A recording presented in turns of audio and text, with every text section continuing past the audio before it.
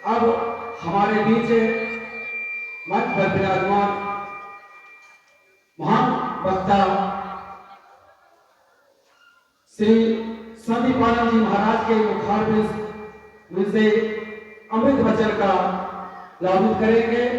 आप मैं पूज्य बाबा से आग्रह करता हूं कि आप हम लोगों के बीच आशीर्वचन का प्रदान करके हम लोगों को लाभान्वित करें। श्री सद्गुरु महाराज की जय। समय 1 घंटा। बोलिए प्रेम से श्री सद्गुरु।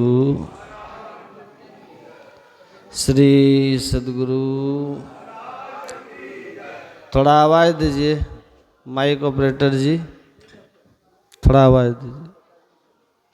श्री सद्गुरु महाराज की जय।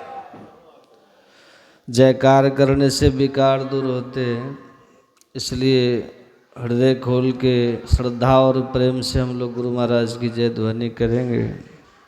बोलिए प्रेम से श्री सद्गुरु महाराज की जय।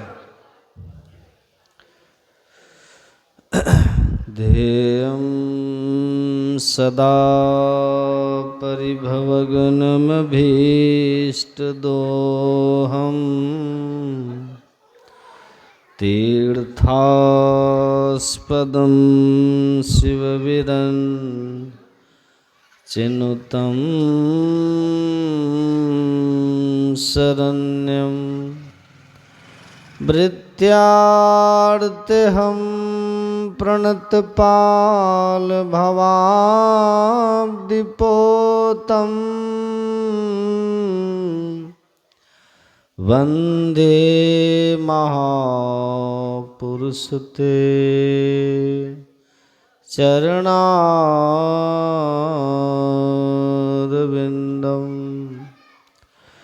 नित्यशुद्धं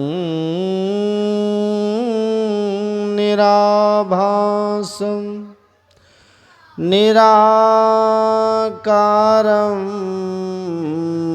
निरञ्जनं नित्यबोधं चिदानन्दं गुरुं ब्रह्म नमाम्यहम्।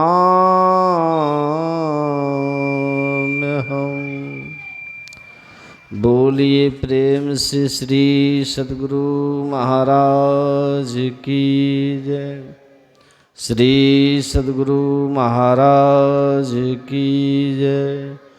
श्री सद्गुरु महाराज की जय। कण कण में विराजमान 20वीं के महान संत सद्गुरु परमाराध्य के श्री चरणों में कोटि सह नमन तथा आज जिसके जन्म जयंती के अवसर पर हम लोग उपस्थित हुए हैं, ऐसे महान संत श्री रविदास जी महाराज के युगल पावन श्री चरणों में नमन। मंच पर विराजमान पूज्य चरण स्वामी राम मूर्ति जी महाराज के पावन पाद पद्मों में नमन। स्वामी चंद्रानंद जी महाराज के चरणों में नमन। अर्चनीय वंदनीय मुद मंगलमय साधु समाज के चरणों में नमन तथा सत्संग में उपस्थित समस्त सत्संग प्रेमी महानुभावों, पूजनीय माताओं एवं भक्तिमती बहनों। 1 फरवरी 2026 से हम लोग यहाँ गुरु रविदास जी की 649वीं जयंती मनाने के लिए उपस्थित हुए हैं। गुरु रविदास केवल एक संत नहीं थे, वे एक विचार थे, एक दिशा थे, एक संदेश थे, जो आज भी हमें इंसान बनाना सिखाते हैं। संत रविदास ऐसे समय पैदा हुए थे जब समाज में जाति, ऊंच नीच और भेदभाव में बटा हुआ था। लोग इंसान को इंसान नहीं, उसकी जाति और पेशे से पहचानते थे। लेकिन संत रविदास जी ने उस सोच को चुनौती दी। उन्होंने 4 शब्दों में कहा, मन चंगा तो कठौती में गंगा। इसका मतलब बहुत सरल है, अगर हमारा मन साफ है, हमारी सोच अच्छी है, तो हमें पवित्र बनने के लिए किसी विशेष जगह या पहचान की जरूरत नहीं है। संत रविदास जी ने कभी नफरत नहीं सिखाई। संत रविदास ने प्रेम, करुणा और समानता की बात कही। संत रविदास ने कहा, हर इंसान बराबर है, चाहे वो अमीर हो चाहे वो गरीब हो, किसी भी जाति का हो या किसी भी धर्म का हो। जब समाज में फिर से नफरत और भेदभाव की दीवारें खड़ी होती दिख रही है आज, संत रविदास जी की सीख हमें एक दूसरे को यही जोड़ने का काम करती है। उनका प्रकटीकरण जानते ही होंगे आप लोग, काशी के श्री गोवर्धन में हुआ था। और इतने वर्षों के बाद भी उनके दिव्य आभा से ये समाज आलोकित होकर के एक भारत, श्रेष्ठ भारत के निर्माण में आगे बढ़ रहा है।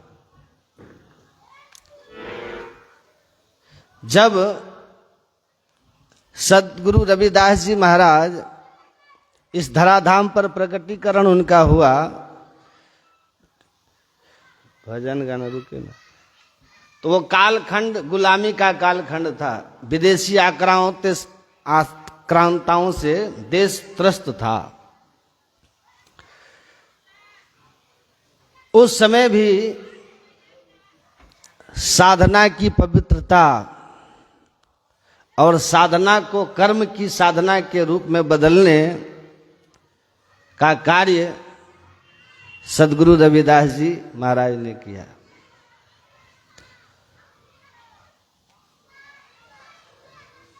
उन्होंने प्रत्येक नागरिक को, मनुष्य मात्र को वैष्णव परंपरा के अनुरूप जिस उपासना के लिए प्रेरित किया, वो जीवन में कर्म की प्रधानता को महत्व देता है, मन की शुद्धता को महत्व देता है, लोक कल्याण के प्रति प्रत्येक नागरिक को आग्रही बनाता है। उनका स्पष्ट कहना था, मन चंगा तो कठौती में गंगा। यानी आपका अगर मन साफ है तो सब कुछ आपके कर्म पे निर्भर करता है। अच्छा कर्म करेंगे तो अच्छा फल पाएंगे, बुरा कर्म करेंगे तो उस बुरे कर्म से, उस पाप से भी आपको कोई वंचित नहीं कर सकता।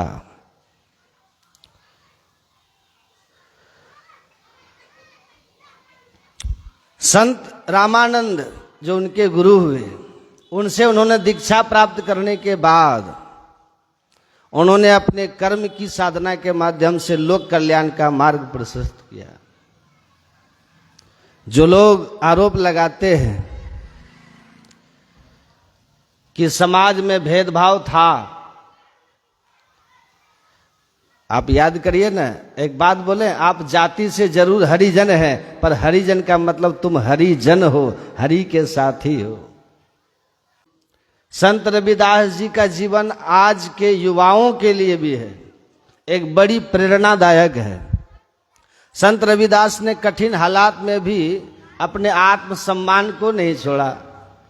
उन्होंने ये साबित कर दिया कि मेहनत, सच्चाई और आत्मविश्वास हर बाधा को पार कर सकता है। संत रविदास जी का सपना था कि एक ऐसा समाज जहां कोई छोटा बड़ा न हो, कोई डर में न जिए और हर इंसान को सम्मान मिले। आज उन्हीं जयंती पर हम सब मिलकर के ये सत्संग कर रहे हैं। हम किसी के साथ भेदभाव न करें, हम इंसान को इंसान की तरह देखें, हम समाज को जोड़ने का काम करें, तोड़ने का नहीं। यही उनकी जयंती मनाना होगा। गुरु रविदास सिर्फ इतिहास नहीं है, वो हमारे बीच आज भी उनके विचारों के रूप में जीवित हैं। अगर हम इनके विचारों को अपने व्यवहार में और सोच में उतार लेंगे तो यही उनकी सबसे बड़ी पूजा हो जाएगी। समझ रहे हैं बात?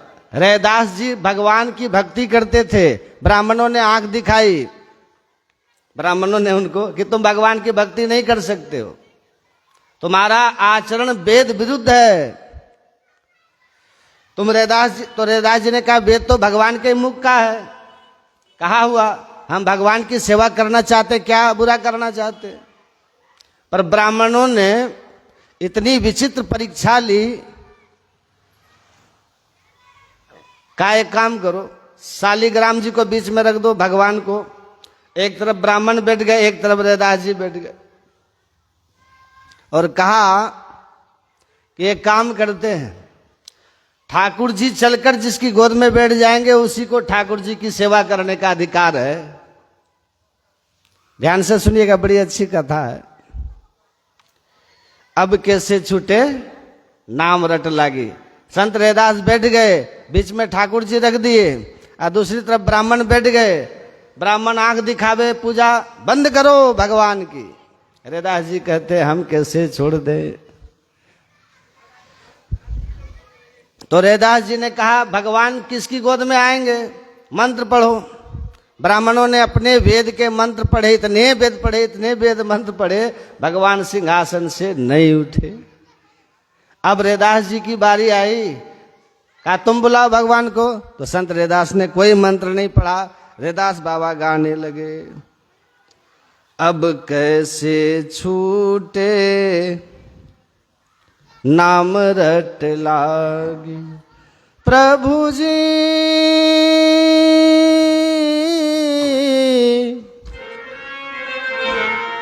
तुम चंदन हम पानी, प्रभु जी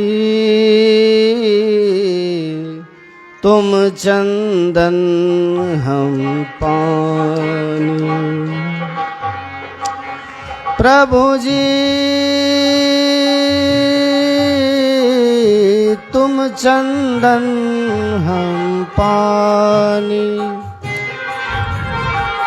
जाकी अंग अंग बास समानी, जाकी अंग अंग बास समानी, प्रभु जी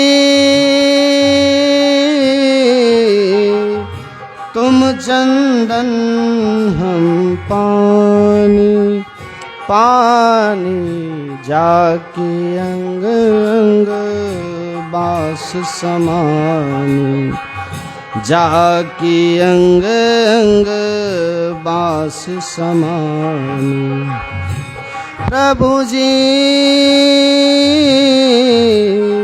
हाँ तुम दीपक हम बाती, बाती जाकी जोत बरे दिन राती, जाकी जोत बरे दिन राती, प्रभु जी तुम चंदन हम पानी।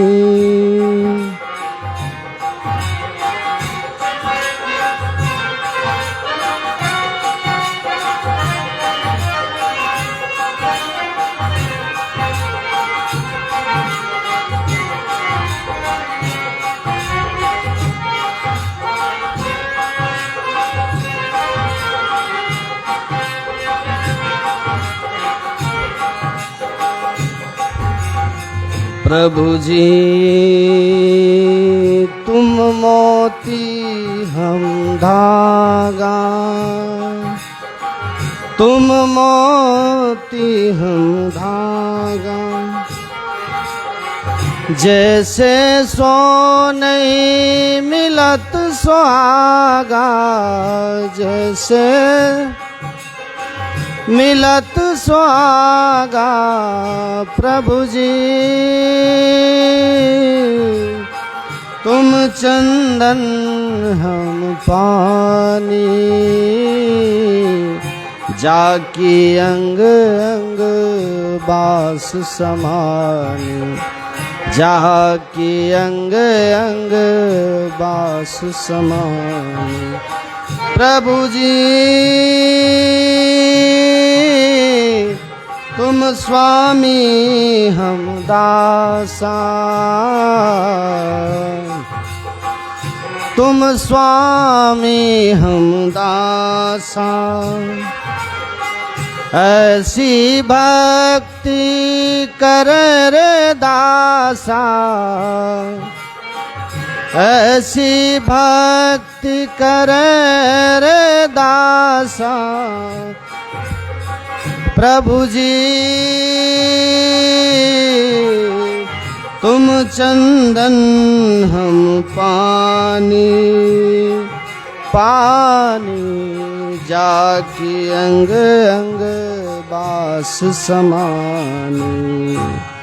बोलिए प्रेम से श्री सद्गुरु संत रविदास जी महाराज की। उस समय जो राजा थे श्री रघुराज सिंह, उन्होंने कहा ब्राह्मणों तुम्हारे बुलाने पर भगवान तो नहीं आए। हमने सुना है कि रघुराज सिंह ने शालिग्राम को गंगा जी में फेंक दिया। ब्राह्मणों फिर बुलाओ, ब्राह्मणों ने फिर बुलाया, भगवान फिर भी नहीं आए। रैदास जी से कहा तुम बुलाओ, रैदास जी ने वही पद गाया, अब कैसे छूटे नाम रट लागी।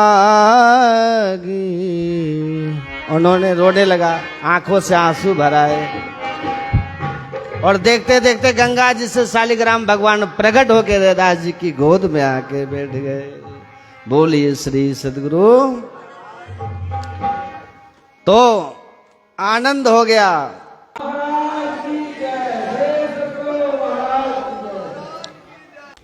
देखिए रैदास जी की भक्ति बड़ी अद्भुत थी। बुरा न माने एक बात, करोड़ों की बात बोल देते। भगवान न तो जाति देखते हैं, भगवान न पाती देखते हैं, भगवान न अमीरता देखते हैं, न गरीबी देखते हैं। हमारे प्रभु तो सिर्फ भाव देखते हैं। क्या देखते हैं? आज ये संकल्प लेके जाओ कि किसी भी जाति से हो, भगवान का भक्त है तो भगवान को बहुत प्यारा है। जाति न पूछो साधु की, पूछ लीजिए ज्ञान। मोल करो न तलवार को, न तो पड़ी रहन दो म्यान। साधु की कोई जाति नहीं होती। रैदास जी आज भी सबके बीच में जीवित हैं। क्यों? क्योंकि उन्होंने संतों का संग किया, सत्संग किया। आप भी अगर रहना चाहते हैं, कौन कौन अपना नाम संसार में चाहते हैं, तो क्या करना पड़ेगा? मेरा तार प्रभु से जोड़े, ऐसा कोई संत मिले।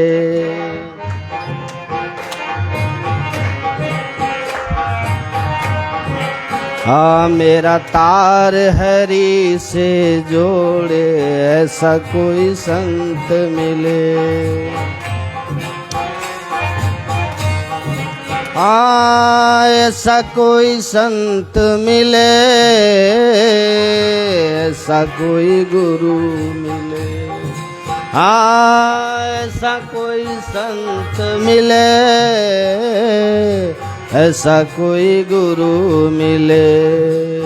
ओ मेरा तार प्रभु से जोड़े, ऐसा कोई संत मिले। मेरा तार हरि से जोड़े, मेरा तार हरि से जोड़े, ऐसा कोई संत मिले।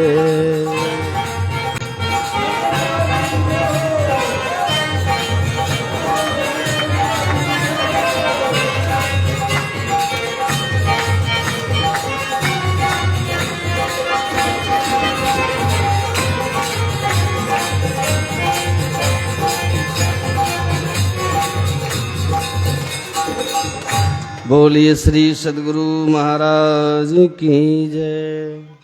संत महात्माओं का, धर्म ग्रंथों का, वेद उपनिषद आदि का उद्घोष है कि ईश्वर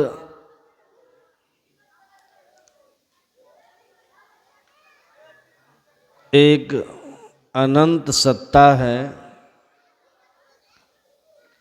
जिस अनंत सत्ता की मौज से यह संसार की उत्पत्ति होती है और इस संसार के संचालन के लिए कभी कभी स्वयं भगवंत परमात्मा ईश्वर राम कृष्ण आदि रूप में, तो कभी कभी संत रैदास के रूप में इस धरती पर आकर लोगों के कल्याण के लिए धर्म का मार्ग दिखाते हैं। धर्म मनुष्य के जीवन में कितना महत्व रखता है,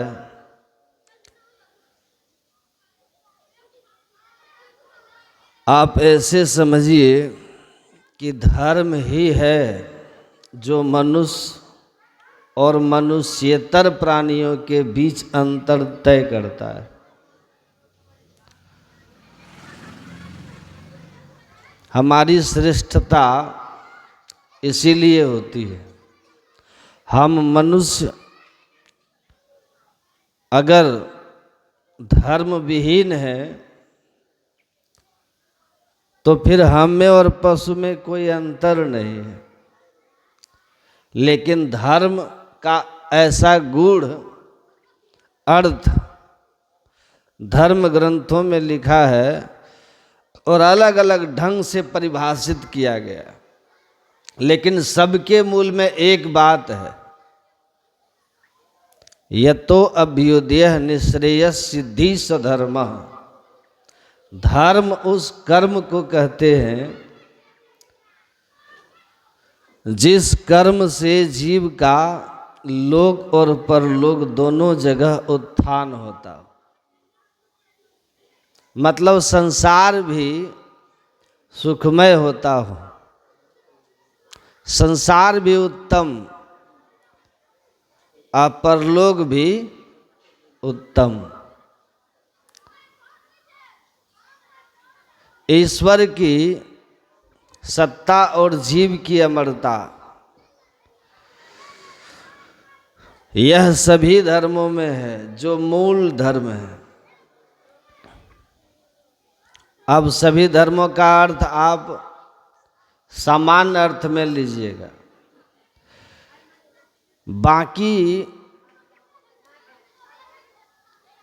जो कल्याण का पथ है, कल्याण का मार्ग है, वह सनातन धर्म की मूलभूत ज्ञान है। मूल प्रचार यही है, कल्याण का मार्ग। और पिंड शरीर के छूटने के बाद अगर ईश्वर की अनुभूति नहीं हुई, शरीर रहते अगर ईश्वर का अनुभूति नहीं हुई, तो आप किसी लोक में जाकर बहुत काल तक वहाँ के सुख को अनुभव भोग सकते हैं, लेकिन शाश्वत मुक्ति आपकी नहीं हो सकती है।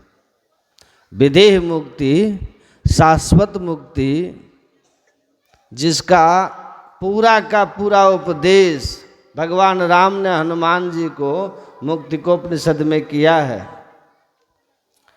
वो नहीं हो सकता। जैसे नमक समुद्र में घुलकर एक मेघ हो जाता है, वैसे ही जीवन काल में जिस जीवन काल में आप माइक मंडलों को पार करके परमात्मा से एक मेघ होंगे, किस तरह से? तो कहा यथा नद्य संदमाने समुद्रे अस्तम गच्छन्ति नाम रूपे विहाय तथा विद्वान नाम रूपाद विमुक्त परात्पर पुरुष मुपयति दिव्यम। जैसे नदी बहती हुई सागर में जाकर मिलती है और सागर से एक हो जाती है, फिर नदी की स्थिति नहीं रहती, वो सागर में लय होती है, वैसे ही जो जीव मनुष्य शरीरधारी जीव संत की सदयुक्ति से साधन करते हुए जिस जन्म में माया मंडल से मुक्त होकर ब्रह्म से एक हुआ, सो जान ही जही देहु जनाई जानत तुम्हें तुम्हें हो जाई। महर्षि वाल्मीकि भगवान राम से कहते हैं वो मोक्ष की अवस्था है। वह स्थिति जब तक नहीं आती, वेदांत के बताए हुए साधनानुकूल साधन करने वाले को मनुष्य का जन्म मिलता है और वो मनुष्य शरीर से कभी नीचे नहीं गिरता, अंततः मोक्ष दिलाकर ही ये ज्ञान उसको छोड़ता है। तो बड़ा श्रेष्ठ और दुर्लभ ज्ञान है। परमाराध सदगुरु महर्षि मही परमहंस जी महाराज छपरा जिले में थे। दो बड़े बड़े विद्वान काशी के महात्मा गुजर रहे थे। कहते हैं तहबल दास जी सत्संगी थे। ध्यान से सुनिए, इधर इधर देखिए, इधर आप लोग देखिए, उधर मत देखिए, इधर देखिए, डिस्टर्ब मत कीजिए, नहीं तो फिर हम प्रवचन बंद कर देंगे। आप लोग इधर देखिए। बोलिए श्री सदगुरु। क्या कह रहे थे?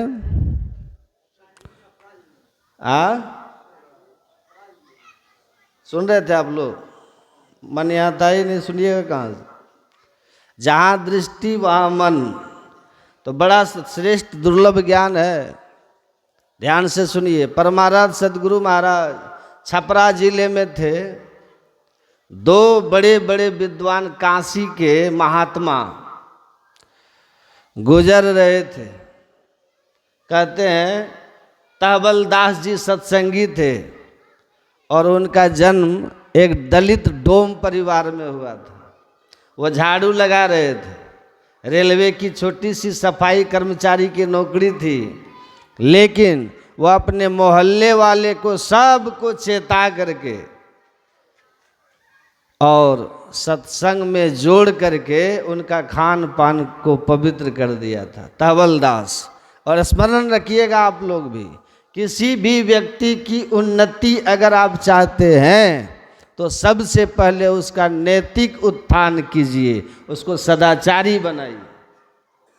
अगर नैतिक उत्थान के बिना आपने किसी को हाथ में धन थमा दिया तो याद रखिए, जो आदमी आपके यहाँ ताड़ी वाला दारू पीता है ना, वो अंग्रेजी दारू पिएगा लेकिन धन बचा नहीं सकता, संस्कार बढ़ा नहीं सकता है। संस्कार नहीं बढ़ाएगा वो। पहले उसके संस्कार को ऊंचा कीजिए, नैतिक उन्नति कीजिए। उन्होंने अपने मोहल्ले का नैतिक उत्थान कर दिया था।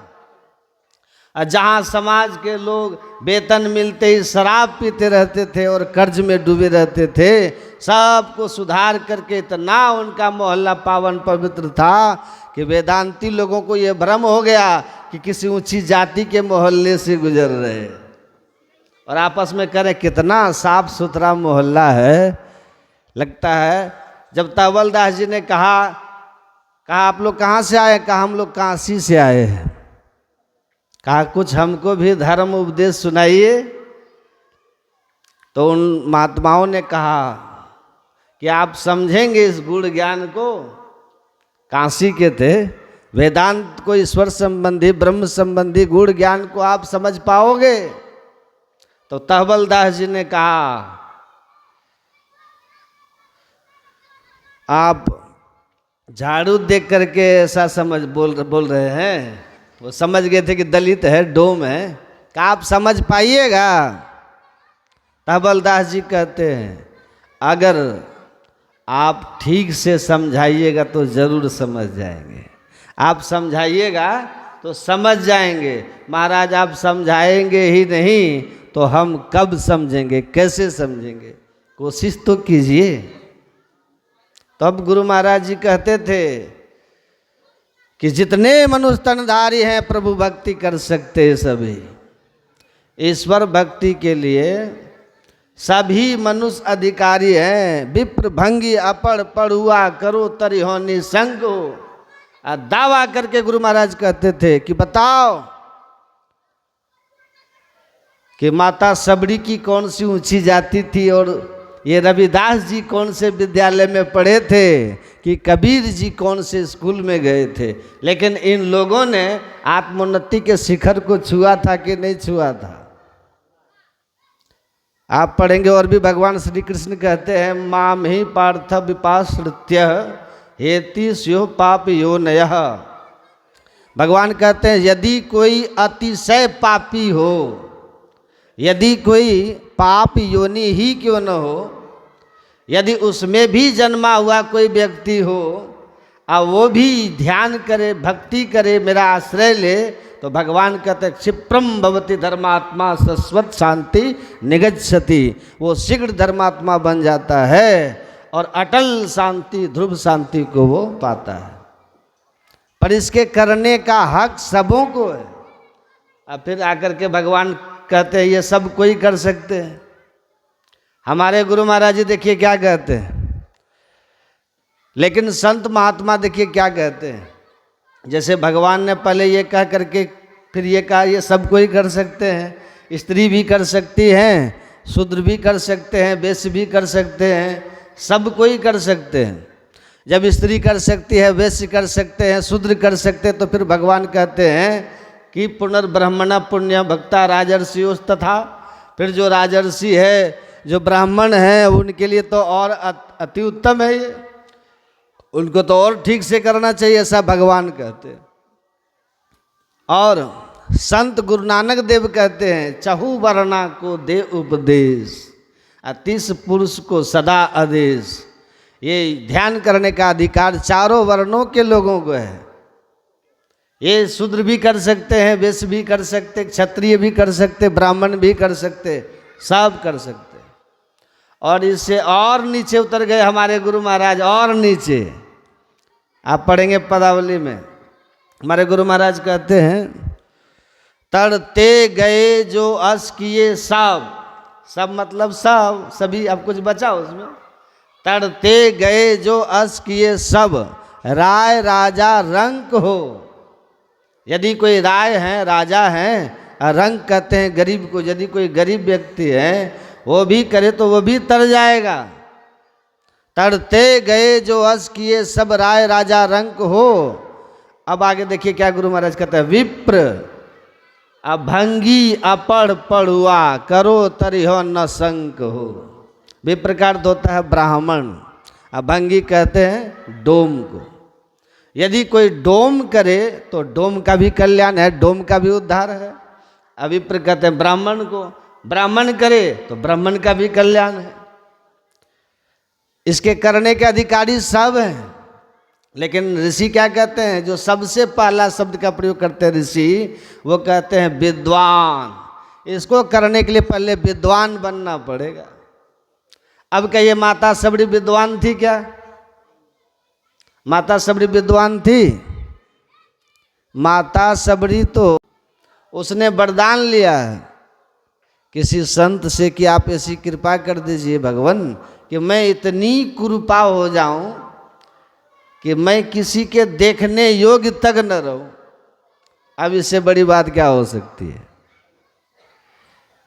और इसकी कुरूपता का अंतिम शिखर का वर्णन व्यक्ति के दिमाग में आ जाए, इसके लिए हमारे गुरु महाराज जी ने एक और शब्द का प्रयोग हमारे सदगुरु महाराज जी ने माता सबरी के लिए कर दिया, ताकि लोग सबरी को ठीक से समझ जाए कि सबरी का शरीर किस हद का था। हमारे गुरु महाराज जी ने शिखर को छुआ, हर क्षेत्र के शिखर को छुआ है। जितना वर्णन सबरी की कुरूपता की कोई भी कर सकते हैं, उससे एक कदम आगे बढ़ करके किए गुरु महाराज। और हमारे गुरु महाराज जी प्रवचन में लिखते हैं, माता सबरी के लिए कहते हैं कि सबरी के पति ने सोचा, जब सबरी का चेहरा सबरी के पति ने पहली बार देखा है तो सबरी के पति ने सोचा कि इसको हम घर ले जा करके क्या करेंगे। पहले तो सबरी के चेहरा को देख करके उसका पति डरा, और डर करके तब फिर सोचते हैं कि इसको घर ले जा करके हम क्या करेंगे, और यदि इसको हम घर ले जाएंगे वहाँ बच्चे देखेंगे तो बच्चे इसको देख करके भागेंगे और कहेंगे कि चुड़ैल कहाँ से उठा करके लाया। चुड़ैल शब्द का प्रयोग किए गुरु महाराज। समझ रहे हैं आप लोग? कुरूपा तो कहना वो ठीक है, लेकिन चुड़ैल कभी देखे आप लोग? कभी देखे चुड़ैल? चुड़ैल को चुड़ैल ही देखती है। चुड़ैल को अच्छे लोग क्यों देखेंगे? जिसके वृत्ति खुद की चुड़ैल की होती है वही चुड़ैल को भी देखते हैं। भूत प्रेत को सब नहीं देखते। जो अतिशय अपवित्र व्यक्ति होते हैं वही भूत प्रेत को देखते हैं। जो गंदा रहते हैं, हमेशा जूठा पुट्ठा रह जाए, गंदा रहे, अपवित्र रहे, ऐसे व्यक्ति भूत प्रेत को देखते हैं। और चुड़ैल तो आप चुड़ैल को देख के डर जाइएगा, बस इतनी सी बात समझ लीजिए। चुड़ैल को आप देखेंगे कि डरेंगे, यही वर्णन है। गुरु महाराज जी कहते हैं लोग वहाँ डरेंगे, बच्चे डरेंगे और कहेंगे चुड़ैल कहाँ से उठा करके ले आया है। अब विचार कीजिए कैसी होगी वो माता सबरी। लेकिन जब भगवान वहाँ पहुँचे माता सबरी की झोपड़ी में, तो भगवान ने जो शब्द का प्रयोग किया है, कह रघुपति सुनो भामिनी बाता। भगवान श्री राम ने सबरी के चमड़े की सुंदरता को नहीं देखी है। भगवान ने माता सबरी के आत्म स्वरूप को झांका है। आत्म स्वरूप को भगवान ने देखा है। उनके मन के सौंदर्य को, उनके बुद्धि के सौंदर्य को भगवान ने देखा है। और ये सबरी इतनी कुरूपा है, स्त्री है ये, और ये पढ़ी लिखी, पढ़ने लिखने का तो किस चिड़िया का नाम है इनको तो वो भी पता नहीं है, शायद नहीं, क्योंकि जंगल में रहती थी ना माता सबरी, जंगल में रहती थी। दलित हैं बेचारी, दलित, अतिशय दलित परिवार से है ये। लेकिन ये पहुंची है कहाँ? राम भगवान ने उनको सर्टिफिकेट दिया है। भगवान कहते हैं योगी वृंद दुर्लभ गति जोई, तो कह आज सुलभ भई सोई। हे सबरी, योगियों को जो गति दुर्लभ है वो गति आज तुझे सुलभ हो गई। अब माता सबरी के लिए भगवान कह रहे हैं, राम भगवान कभी झूठ बोलेंगे? रघुकुल रीत सदा चली आई, अप्राण जाए वर पर वचन न जाए। राम भगवान है, मर्यादा पुरुषोत्तम है, ये सक्त व्रत हैं, सत्यनिष्ठ हैं। ऐसे भगवान करें, हे सबरी, योगियों को जो गति पाना दुर्लभ है वो गति तुम्हें आज मिल गई, वो फल तुमको मिल गया।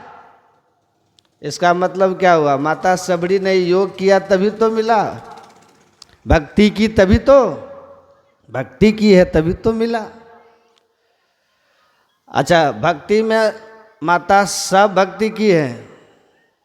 प्रथम भक्ति संतन कर संगा, दूसरी जति मम कथा प्रसंगा, 9 भक्तियों को पूरी की है, वही तो भक्ति है। और 5वीं भक्ति जो जप है वही तो मानस जप है। पंचम भजन सो वेद प्रकाश है, ये तो मानस जप है, भक्ति है। सत्संग प्रथम भक्ति, पहली भक्ति, दूसरी भक्ति सत्संग सुनना, गुरुपद पंकज सेवा, ये तो तीसरी भक्ति है। ईश्वर का गुणगान करना ही चौथी भक्ति है। और 7म समोहिमा जग देखा मोते संत अधिकर लेखा, यही तो नाद योग है। भक्ति में माता सबरी पारंगत है, निष्णात है, भक्ति में कुशल हैं, लेकिन पढ़ी लिखी एक अक्षर भी नहीं है। ये स्कूल गई ही नहीं है। स्कूल किस चिड़िया का नाम है माता सबरी को पता ही नहीं। कबीर साहब को तो कलम का पता भी था। कबीर साहब लिखते ना, कहते हैं कबीर साहब, कबीर कागज छियो नहीं, कलम गयो नहीं हाथ। माता सबरी को तो वो भी पता नहीं था। ये माता सबरी तो बस जंगल में रही है, घर से भागी तो फिर जंगल ही गई है, ऐसी माता सबरी थी। लेकिन भगवान कहते योगी वृंद दुर्लभ गति जोई, या तो कहा आज सुलभ भई सोई। हे सबरी, जो योगियों को गति मिलती है, जो फल मिलता है, आज वो तुमको मिल गया। और रविदास का नाम तो जानते हैं ना, आज किनकी जयंती है? संत रविदास। संत रविदास, संत रविदास के बारे में सुने हैं ना हम लोग। रविदास जी क्या करते थे? जूता गांठते थे बेचारे। रविदास हरिजन हैं, दलित हैं, पिछड़ा है ना। रविदास जी महाराज ने खुद से अपने को चमार कहा। चमार, हम चमार हैं। अब कल्पना कीजिए, रविदास जी लिखते हैं, जा देखे घिन उपजे। जिनको देखने से लोग को घिन होता है। अब कल्पना करिए कैसे कैसे शब्दों का वर्णन संतों ने किया है। जा देखे घिन उपजे, नरक कुंड में वास। अब चमर टोली कभी जाइएगा, अभी की बात मैं नहीं कर रहा हूँ, अब तो सब शिक्षित हो गए, सब हो गए, लेकिन हम लोगों ने देखा है बचपन में, जब गांव में सड़क नहीं थी, बिजली व्यवस्था नहीं थी, तब का दृश्य हमने देखा। हम लोग आज के नहीं हैं, हम लोग तब का दृश्य हमने देखा, जहाँ न बिजली की व्यवस्था न सड़क की व्यवस्था। ऐसे गांव में हम गए, और ऐसे गांव के आप लोग, मतलब एक गांव का नाम था चमर टोली, चमारों की बस्ती। ऐसे बस्तियों में मैं गया, जब वहाँ के लोगों को जब देखते थे, न कोई शिक्षा की पहुँच उनके पास, न कोई ज्ञान, कुछ भी नहीं। ऐसे नंग धड़ंग जैसे तैसे, धूल धूसर शरीर, जैसे तैसे रहते थे। उधर कीचड़, उधर जूठा, उधर बिष्ठा, उधर पेशाब भरा रहता था। रविदास जी ने तभी के दृश्य का वर्णन किया। ये तो हम लोग के समय की बात बता रहे हैं। आप कल्पना कीजिए तब जब रविदास जी महाराज होंगे। अभी की बात है ना, कलयुग की तो बात है, तब की बात है। रविदास जी कहते हैं, जा देखे घिन उपजे। रविदास जी खुद जूता गांठते थे। उनकी आप कहानी सुनिए, उनका चरित्र सुनिएगा ना। एक राजा थे, राजा पीपा, सुना आपने नाम? पीपा साहब राजा थे। राजा पीपा ने सुना था कि रविदास जी बड़े उच्च कोटि के महापुरुष हैं, संत हैं। और एक चमत्कार ये हुआ था कि एक चवन्नी दिया था किसी पंडित जी को, जो जा रहे थे गंगा स्नान करने के लिए। कहा था कि ये भी मेरी तरफ से भेंट माँ गंगा को समर्पित कर दीजिएगा। तो पंडित जी ने स्नान किया, अपना भेंट भी समर्पित किया, और फिर वहाँ से चले। रास्ते आकर के तब याद आता है कि अरे रविदास जी ने दिया था एक चवन्नी देने के लिए, पर हम तो देना भूल ही गए। फिर वापिस होकर के पंडित जी गंगा किनारे गए, और घुटना भर जल में जा कर के खड़े होकर कहते कि हे माँ, जब मैं आ रहा था तो रविदास जी जो जात के चमार हैं, जूता गांठते हैं, उसने आपके लिए चवन्नी भेजी है, माते इसको स्वीकार करिए। और जैसे का स्वीकार करिए तो हाथ ऐसे निकल आता गंगा जी का, पानी से हाथ बाहर निकलता है गंगा माँ का। पंडित जी देख के दंग रह गए, कह रहे ये चवन्नी लेने के लिए हाथ बढ़ा दी। चवन्नी ले लिए, गंगा माँ ने चवन्नी ले ली, और एक सोने का कंगन दिया है रविदास को देने के लिए। जानते ना कहानी आप लोग? गंगा जी संत से प्यार करती है। अब वो लेकर के वो पंडित जी, कहानी सबको जानते। ये चमत्कार पीपा ने भी सुना था कि रविदास जी ऐसे पहुँचे हुए संत हैं। ये तो क्षत्रिय हैं, अब मन में ऐसा भाव कि वो तो पहुँचे हुए संत हैं, उनका दर्शन करना चाहिए। लेकिन अफसोस वो जाति के चमार हैं, वहाँ जाएंगे हम कैसे? हम राजा होकर के वहाँ कैसे जाएंगे? फिर भी हिम्मत करके कहा कि इतनी दिन की महिमा, इतना दर्शन है, एक बार दर्शन करना चाहिए जिनकी इतनी महिमा है। तो जानबूझ करके सबसे छुप करके अपना घोड़ा लिया, और जब कोई देख न सके उस समय रविदास जी के यहाँ पहुँच जाते हैं। और रविदास जी भी संत थे ना, संत की अपनी मौज होती है, संत भी लीलाधारी होते हैं। देखा कि वो राजा मेरे पास चले आ रहे हैं, लेकिन उसके मन में जाति पाति की बड़ी मूल भावना, दृढ़ भावना है। तो कहा कि ठीक है। और उधर से पीपा चले आ रहे हैं, यहाँ पर रविदास जी जानबूझ करके जूता गांठने लग गए। और जूता में टकुआ देखा ना, टकुआ जो जूता गांठने वाला टकुआ होता, टकुआ। काला काला धागा होता ना, जूता को बुनते हैं गूंथते हैं, तो वही काला काला धागा और वो टकवा और एक कटोरी में पानी और उसी में बार बार वो टकवा को डुबावे और चमड़ा में घींचे, डुबावे घींचे, डुबावे घींचे। वो डुबाते डुबाते वो पानी एकदम काला हो गया। बार बार गया ना टकवा, चमड़ा में जाए फिर उसमें डूबे, चमड़ा में जाए फिर उसमें डूबे, ऐसा करते करते पानी एकदम काला हो गया। अब वो उधर से चले आ रहे दर्शन करने के लिए पीपा जी। चलते चलते जब यहाँ आए तो चौकन्ना होते हुए जाते उनके झोपड़ी में और प्रणाम करते हैं, महाराज प्रणाम। तो रविदास जी भी कहते प्रणाम भाई।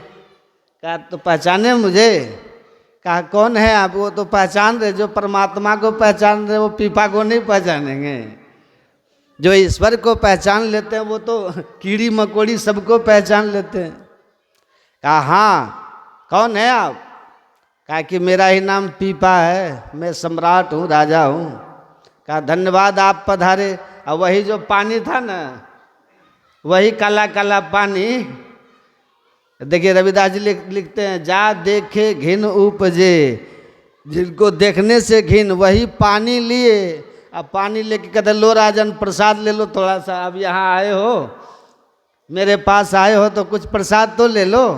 प्रसाद लिए बिना कैसे जाओगे? वही पानी चुल्लू में लिए, उठा के कहते लो प्रसाद ले लो। अब वो बेचारा एक बार कटोरी को देखे, एक बार प्रसाद को देखे, अपने अस्तित्व को भी सोचे। अब उनको भी देखे, चारों तरफ उनकी दृष्टि है कि आखिर जात के तो चमारी हैं, ये चमड़ा वाला पानी प्रसाद में दे रहा है। आज यदि नहीं भी लेंगे तो उनकी आँख का तेज ऐसा है, ये समर्थ दिख रहे हैं, क्या पता श्राप ही दे दे, डर भी भीतर से रहे। अब नहीं ले तब भी खतरा, और ले तब भी घिनक्कड़ का भाव करें क्या। कहा कि ठीक है महाराज दीजिए, आपकी कृपा है, प्रसाद मिल रहा है दीजिए। ऐसे चुल्लू बढ़ाए, प्रसाद चुल्लू में दे दिए, आज दे करके अपना फिर गांठने में लग गए रविदास। आइए उनको दिखा के कि इधर पी रहा हूँ, इसे करके ऐसे फेंक दिए उधर, कुर्ता में ऐसे पोंछ लिया हाथ। जा देखे घिन उपजे नरक कुंड में बास। राम राम, ये तो नरक में हम आ गए। कैसा इनका घर, कैसा ये झोपड़ी, कैसा जूता, कैसा ये पानी काला कलूटा, ये प्रसाद हमको दे दिया। बस जैसे तैसे हाथ जोड़ा कि महाराज हम चले, का कि हाँ जाइए। चले गए, वहाँ घर जाके सब कुर्ता का खोल खाल करके फेंक दिया। पत्नी से कहा दो साफ करो, कहाँ काम चले गए चमार तमार के यहाँ। ये कुर्ता देखो मेरा कितना गंदा हो गया, इसको साफ करो। अब पत्नी भी कहा क्या ये जूता का चमड़ा का पानी, इसको हम खुद साफ करेंगे, वो भी दासी को दे दिया ना, तो तुम साफ करो इसको। अब वो दासी लिया कपड़ा को, चले गए वहाँ पानी पर साफ करने, और साबुन दे पानी दे, वो कपड़ा साफ ही ना हो कुर्ता। उनको गुस्सा हुआ, तो गुस्सा लगा करके जोर से दांत लगा करके उसको खींचा। जैसे दांत लगा तो उस पर तो कई साबुन लग चुका था ना, साबुन लग चुका था, वो धुल चुका था, पर थोड़ा दाग जो था ना कुर्ता में, उस दाग का स्पर्श जैसे उसके दांत से हुआ, उसके मुंह से हुआ, उस दाग के स्पर्श होते उसके दिव्य दृष्टि खुल गई। जा देखे घिन उपजे नरक कुंड में बास, अब प्रेम भक्ति ते उबरे प्रगटत जन रे दास। ये रेदास हैं, रविदास हैं। अब वो आती है धो करके धुल करके, जब वहाँ आई, घर आई राजमहल में वापस, तो कहती है रानी लो कुर्ता साफ हो गया। कहा लाओ। फिर वो कहती है कि राजा साहब कहाँ हैं? तो रानी कहते घर में पूजा कर रहे हैं। कहा पूजा कर कि खेल कर रहे हैं? वो तो काबुल में घोड़ा खरीद रहे हैं। कहा पगली है तुम, वो पूजा कर रहे हैं, घोड़ा क्या खरीदेंगे, वो तो पूजा कर रहे हैं घर में बैठे हुए। कहा रानी विश्वास करो मेरी बात, वो पूजा नहीं करे, वो काला घोड़ा काबुल में खरीद रहे वहाँ। अब राजा वहाँ सुन लेता है, और राजा बैठा था वास्तव में पूजा पर मन में सोच रहा था कि काबुल जा कर के घोड़ा खरीदूंगा, मन में चल रहा था उसको। ये यहाँ दासी उसके मन की बात को बोल रही है, ये दोनों झगड़ रही है। वो कहते घर में पूजा करे, ये कहते घोड़ा खरीदने गया है, घोड़ा खरीद रहा है। ये दासी हंस भी रही, हंस हंस के बोल रही है। अब वो राजा के मन में होता है कि ये दासी मेरे मन की बात कैसे जान गई। पूजा छोड़ करके निकल करके बाहर आए और रानी से कहते हैं शांत हो जाओ देवी, चुप रहो तुम। दासी को बुलाते हैं और कहते हैं कि सुनो, हम तो पूजा कर रहे थे, तुम कैसे कहते घोड़ा खरीदने गए। कहा पूजा में तो आपका तन बैठा था महाराज, आपका मन कहाँ था, मन की बात आप कहिए। अब जैसे मन की बात कहा, कहती तो तुम ठीक हो, मन में चल रहा था घोड़े की बात, पर तूने मेरे मन की बात कैसे जान ली। मेरी पत्नी रानी वो मेरे मन की बात नहीं जानती है, तुम कैसे जान ली। तब उसने कहा कि आपके कुर्ता के दाग का चमत्कार है महाराज, मेरे पास अब दिव्य दृष्टि है, मैं भूत वर्तमान भविष्य सब को जानती हूँ, आपका पूरा हाल मैं जानती हूँ, रानी का पूरा हाल मैं जानती हूँ, पर कहूँगी नहीं, मैं सब कुछ जानती हूँ। अब उसको होता है कि अरे जिस प्रसाद के दाग का ये चमत्कार है, यदि वो प्रसाद में पान कर लेता तो मेरे साथ कितना चमत्कार हो जाता। अब वो सिर धुन लिया बेचारा, ये क्या हो गया। यदि वो प्रसाद में पान कर लेता तो मेरे साथ कितना चमत्कार हो जाता। अब वो सिर धुन लिया बेचारा कि ये क्या हो गया। कर क्या रहे, वहाँ जा देखे घिन उपजे काम वो कर रहे हैं। देखिए भक्ति के शिखर पर है रविदास जी महाराज।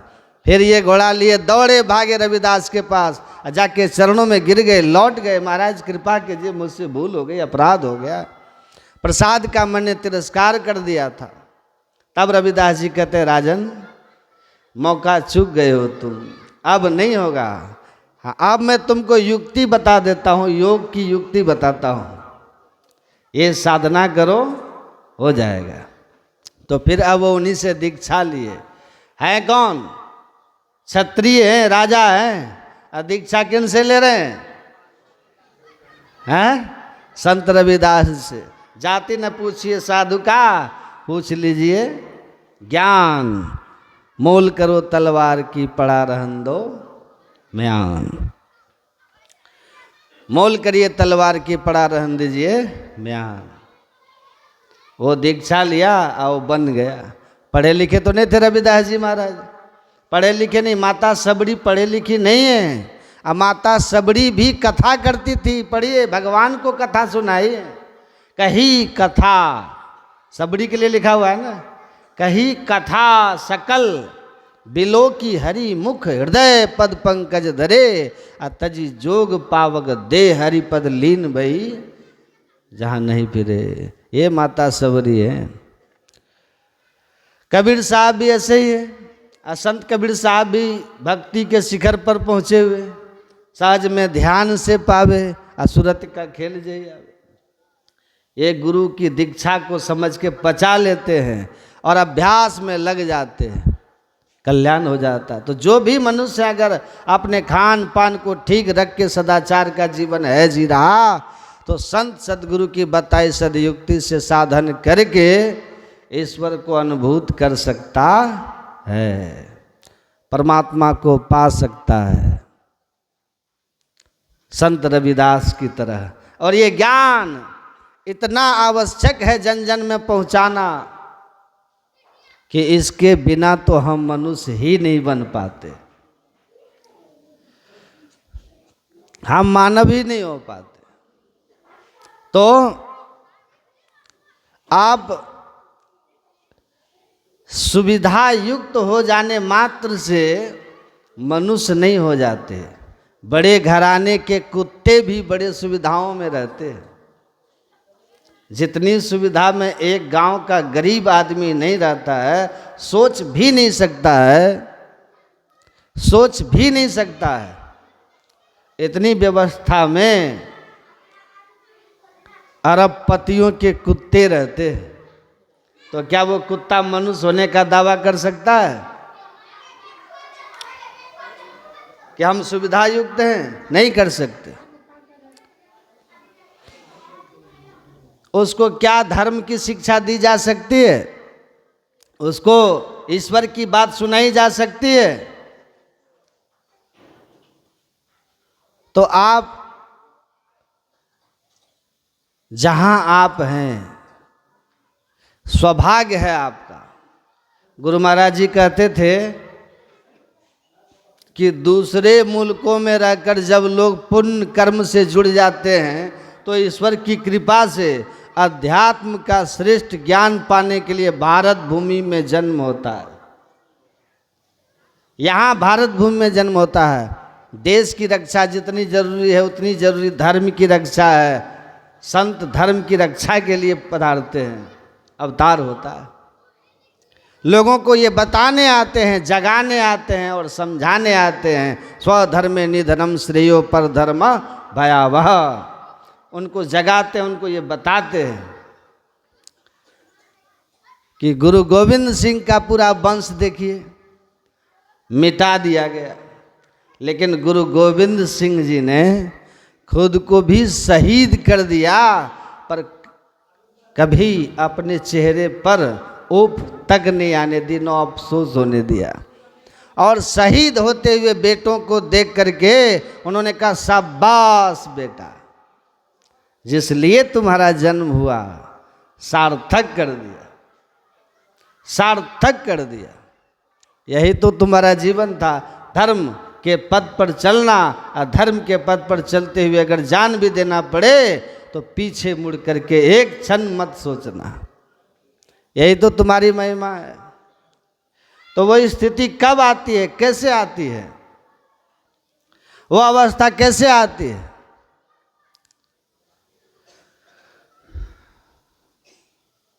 एक अधिवेशन में हमारे सदगुरु महाराज जी से किसी पार्टी के एक नेता ने कहा, ये आप लोग सत्संग प्रचार करते हैं, इससे क्या होता है? तब हमारे गुरु महाराज जी ने कहा, आप लोग जो करते हैं उससे क्या होता है? उन्होंने कहा, हम देश के विकास करते हैं, देश की सुरक्षा करते हैं। गुरु महाराज जी ने कहा, जिस देश की आप सुरक्षा कर रहे हो, सत्संग के द्वारा हम उस देश की नींव को मजबूत कर रहे हैं। इसलिए कि इस बात को अच्छी तरह जानिए कि जो आदमी सत्संग और ध्यान करेगा उसका पहला लक्षण यही होगा कि अभयम, अभय हो जाएगा, निर्भीक होगा वो। तो आप अध्यात्म से जब जुड़ जाते हैं, अपने वास्तविक स्वरूप को जानते हैं और कर्म और उसके सिद्धांत में जब आपकी दृढ़ आस्था हो जाती है, तब फिर आपको लगता है मुहूर्तमपि प्रज्वलितम श्रेयो धूमायति सहस्रेयम।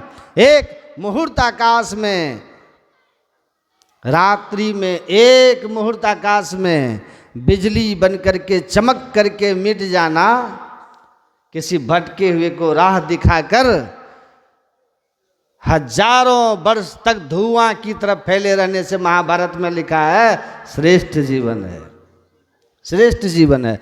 कि आप अंधकार बन के दुनिया में 100 वर्ष तक जी लें, उस जीवन का कोई अर्थ नहीं है। जीवन छोटा हो, जीवन छोटा हो लेकिन सार्थक हो,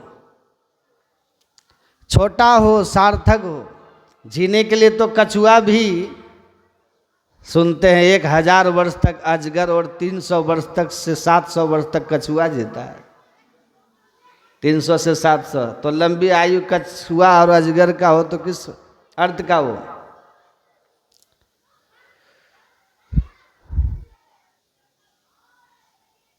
छोटा जीवन हो, धर्म का जीवन हो, छोटा जीवन हो, सत्य पथ पर चलता हुआ जीवन हो। 19 साल में खुदीराम बोस इस दुनिया को त्याग करके निकल लिए, फांसी के फंदे पे चढ़ गए। उनके बाद 100 वर्ष बहुत लोग जिए होंगे, कोई आता पता है नहीं जानता उनका। विवेकानंद जी महाराज कितने साल दुनिया में रहे? 39 साल।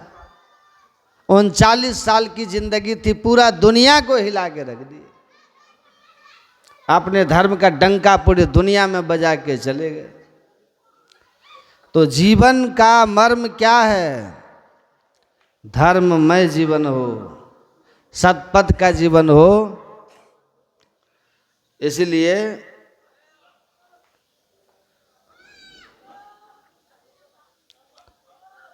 इसीलिए हम अपने को उस स्थिति में कैसे पहुंचाएं जब हमको कोई सतपथ से डिगा नहीं सके, जब कोई हमको हिला न सके। कैसे होगा ये?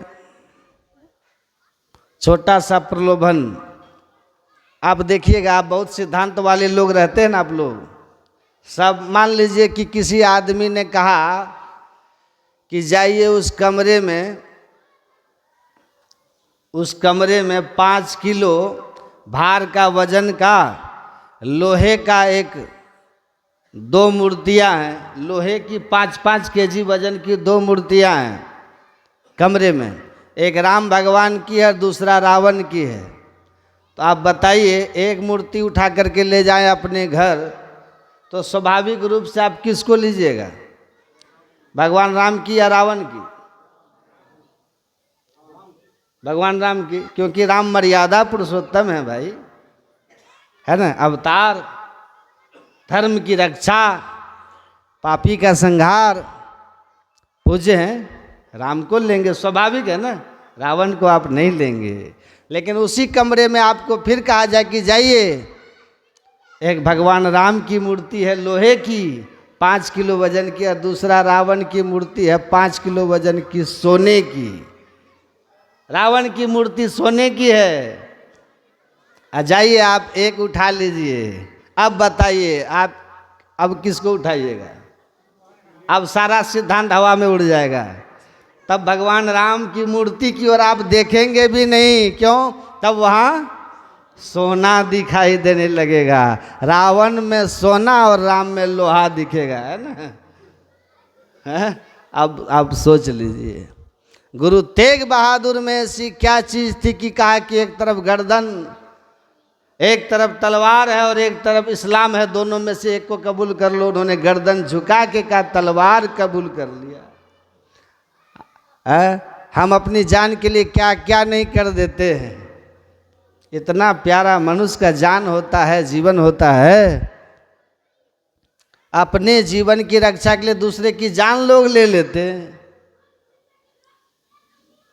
बताइए, वो कैसे थे? क्या था उन लोगों में अद्भुत शक्ति?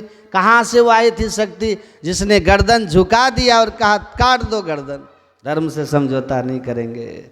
जिंदगी धर्म के सामने छोटी हो गई। ये व्यवस्था, ये सामर्थ्य, शक्ति कहाँ से आई? सब आदमी के लिए संभव है। लाखों लोगों ने तलवार के भय से अपने को बदल लिया धर्म। तेग बहादुर ने क्यों नहीं झुका, गर्दन दे दिया? क्यों? वो ये ज्ञान उनके पास था, ये ज्ञान था उनके पास। और ये ज्ञान हमारे जीवन में आता है कब? सत्संग से। सत्संग सुन करके। ईश्वर अंश जीव अविनाशी, जीव का कभी नाश नहीं हो सकता क्योंकि ईश्वर का अंश है ना। इसलिए कबीर साहब 135 वर्ष तक जीवित रहे। और कोई पूछा उनसे कि बाबा कब आप दुनिया से जाइएगा, कब मरिएगा? तो कबीर साहब ने बड़ा सुंदर उत्तर दिया था, मैं क्यों मरी हूँ, हरि मरी हूँ तब मैं मरी हूँ, हरि न मरे तो हम काहे मरी हूँ। अरे हम क्यों मरेंगे? अगर ईश्वर मरते हैं तो हम मरेंगे, ईश्वर नहीं मरते, ईश्वर अमर हैं तो हम भी अमर हैं। यही बात तो यजुर्वेद के ऋषि ने भी कहा, श्रवन्ते विश्वे अमृतस्य पुत्राः, कहा हे अमृत के पुत्रों। पर अमृत मतलब अमर, अमर परमात्मा की अमर संतान हो तुम। लेकिन आश्चर्य है, भगवा के बचवा बिलैया ले जाए कोई, देखो लोगों। कबीर साहब कहते हैं आप शेर परमात्मा की अविनाशी संतान हैं। छोटे छोटे लोभ मोह प्रलोभन में डर जाते हैं और दुबक जाते हैं, है कि नहीं? डर जाते हैं ना। अभी थोड़ा कोई आंख दिखा दिया, झूठी गवाही जाके दे देते हैं। यहाँ जान की बाजी संत लगा करके जान कुर्बान कर दिया, लेकिन सत से पीछे नहीं हटे। किसी को आप समझिए, इस ज्ञान से परिचय जिस दिन हो जाएगा ना, भगवान कृष्ण का अभयता उसी दिन से आ जाएगी। जब हम अमर हैं तो फिर मरने का भय कैसा? फिर कोई हमसे कैसे गलत करवा सकता है? कोई कैसे हमको डरा सकता है, भयभीत करा सकता है?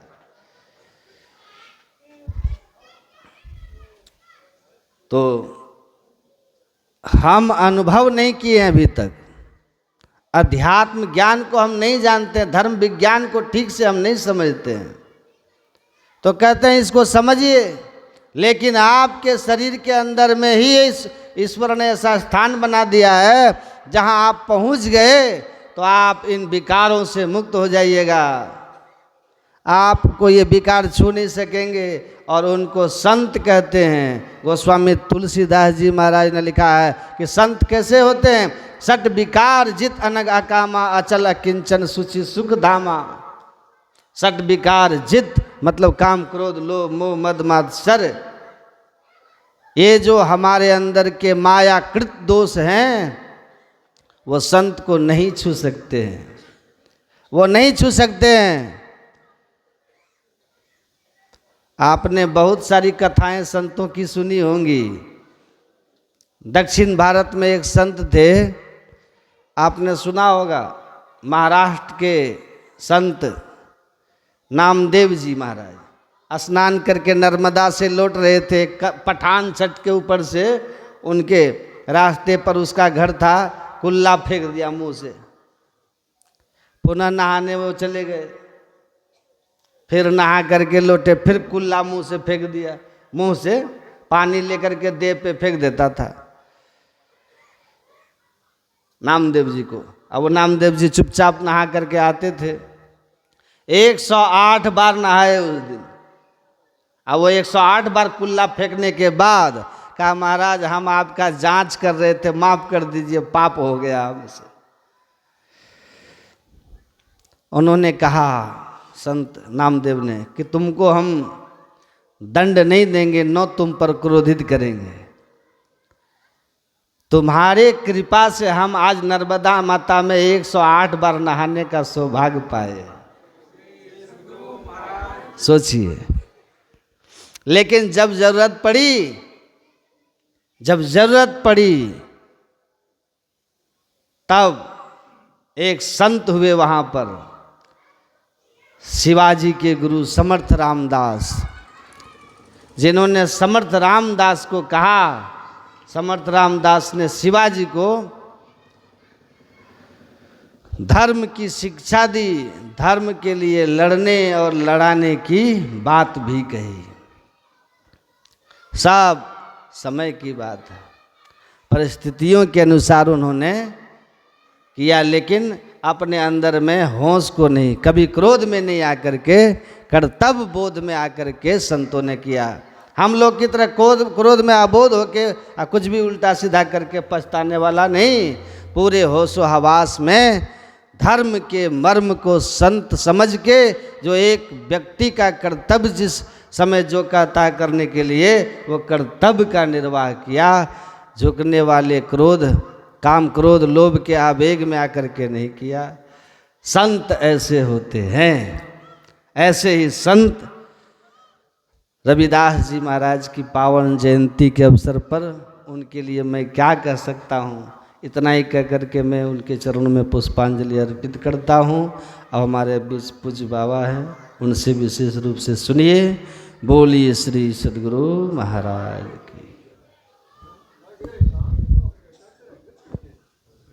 श्री सद्गुरु महाराज की जय, श्री सद्गुरु महाराज की जय, श्री सद्गुरु महाराज की जय। अभी हम लोग पूज्यपाद श्री संदीपाल जी महाराज की हार्दिक से संत सद्गुरु रविदास जी महाराज की जीवनी के विषय में जो पूज्यपाद ने हम लोगों को सेवन कराए, और हम लोग को भक्ति के मार्ग पर भी चले के जो राह बताए, और मुक्ति के लिए ये कहे, यह मुक्ति के लिए जो भक्ति करेंगे वह किसी जाति धर्म संप्रदाय अथवा कुछ इसकी भावनाओं से नहीं होती है। यह जितने मनुष्य बंधारे हैं हम लोग सही प्रभु की भक्ति करके अपने परम कल्याण को कर सकते हैं। ये संत गुरु महाराज की महर्षि वाणी में है कि हमारे गुरु महाराज है जितने मनुष्य बंधारे सभी भक्ति कर सकते हैं। और हम लोग आज इसी माघी पूर्णिमा के शुभ अवसर पर संत शिरोमणि रविदास जी महाराज की जन्म के शुभ अवसर पर सत्संग का आयोजन कर रहे हैं। और अब हम लोग पूज्य स्वामी राममूर्ति जी महाराज के मुखारबिंद से इनके अमृत वचन को श्रवण करेंगे। अब हम कृपा करेंगे। प्रार्थना करता हूँ पूज्य बाबा आप हम लोगों को असली वचन के प्रदान करें ताकि सब श्रोताओं को कल्याण की राह दिखाई पड़े। श्री सद्गुरु महाराज की जय।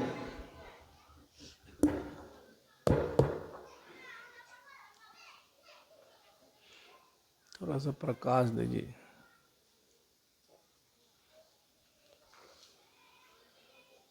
श्री सद्गुरु महाराज की जय। देखिए जोरदार आवाज लगाइएगा तो बोलेंगे, नहीं तो चुप रह जाएंगे।